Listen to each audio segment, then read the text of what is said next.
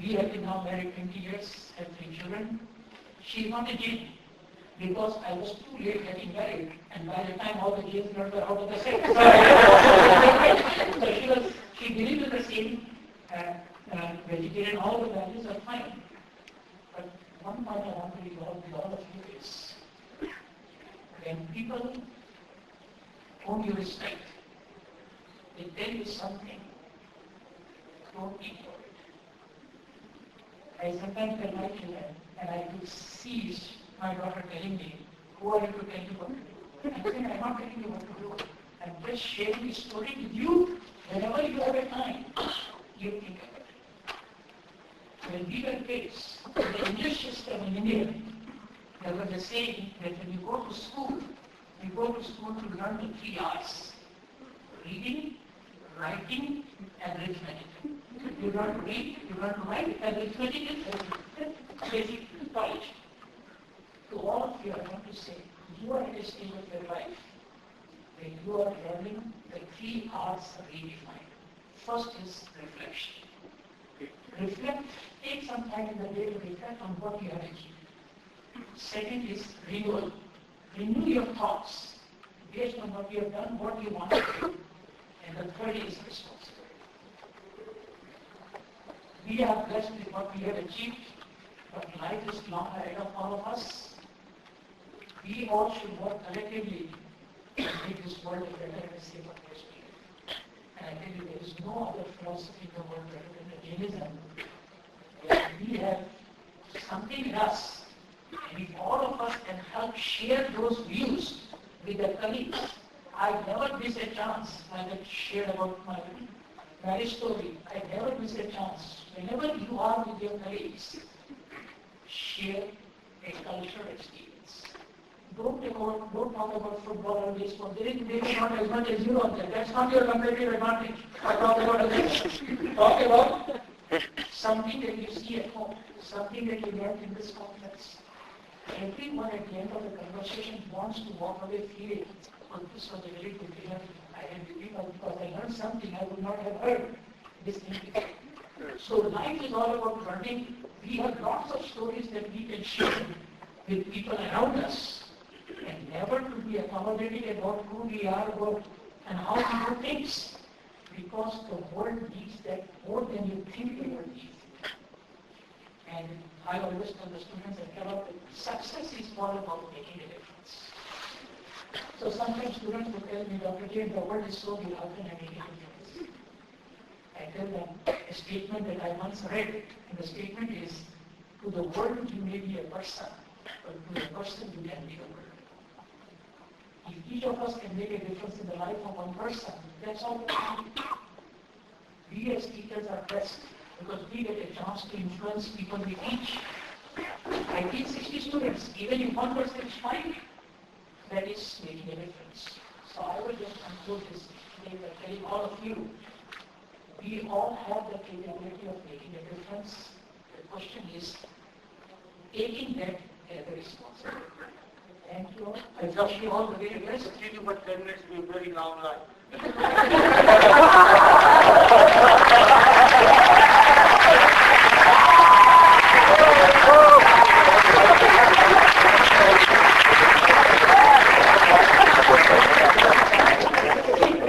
For me, it's nothing but telling all these stories another time. Another cultural experience. But what I want to do is, I really want this time for people, if you have any questions and you would like to ask, let's use that as a dialogue as opposed to just listening things from me. So, yes. You are next. Yes. I just have a general question. You talked about marketing earlier. Yes. And at school of business that I went to USC. Yes. The Career Center had an opinion that the customers, them, where their customers were the firms that might hire us as Yes. opposed to the students. Do you agree or disagree? I thought that I am going to give a quiz. So then I'm going to repeat. Remember when I gave you the example of Yahoo, and I said that Yahoo versus Google, how they define who is the customer. So he was saying that he did his degree from USC, and the Career Center defined their customers as the recruiters, not the students.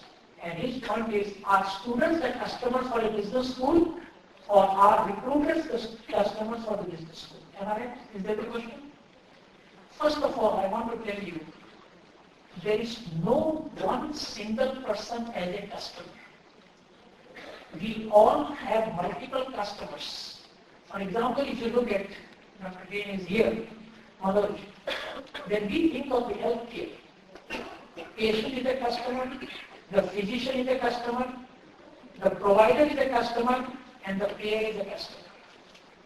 If I am Eli Lilly, for me, all the four are customers. So first point I will make is, there are situations where you have multiple customers. But I truly believe that students should be treated as partners, not as customers. Because the objective function of the student and the business school are perfectly alike. Why? Because when the student is going to graduate and excel, that brings reputation to the school. And if the school gets reputation, then the school would attract most of the students applying there. So in some sense, I treat my students at Kellogg as saying that you are co-creators of the experience. In true sense, the recruiters become the customer set, and in students we are adding value, or we are adding value to make them more attractive to the recruiting segment. So students, in my mind, are our own partners. We are adding value in them through education, and we are preparing them for the recruiting segment. So in some sense, recruiters become a part of the customer set, students become a part of the partnership, and you need to think. The first is the woman in the lead. What is it that you look for in an applicant, and how is it different from any other business school at Kellogg's? One point I made this morning, and that was that in my life, the first year when I went to school, that was 1962, and that was the year when China attacked India, and they attacked my hometown, and we had to vacate. So that's how I started my school days. I started my deanship on September 11th, 2001. That was my first day as the dean of the school. I survived the tsunami. I saw these financial tsunamis and the others. Nowadays, when my friends see me at the airport, they change their flights. But there are some people who think that Dipak is very lucky because he survives all these things. Now, the point I want to make is, and what I said, and something I believe in, that the challenge ahead of you is never greater than the force behind you. If you have the right people to support you, right team behind you, you can beat any challenge. So please ask me for any help except how to get admitted at So when you say that, what would you look for?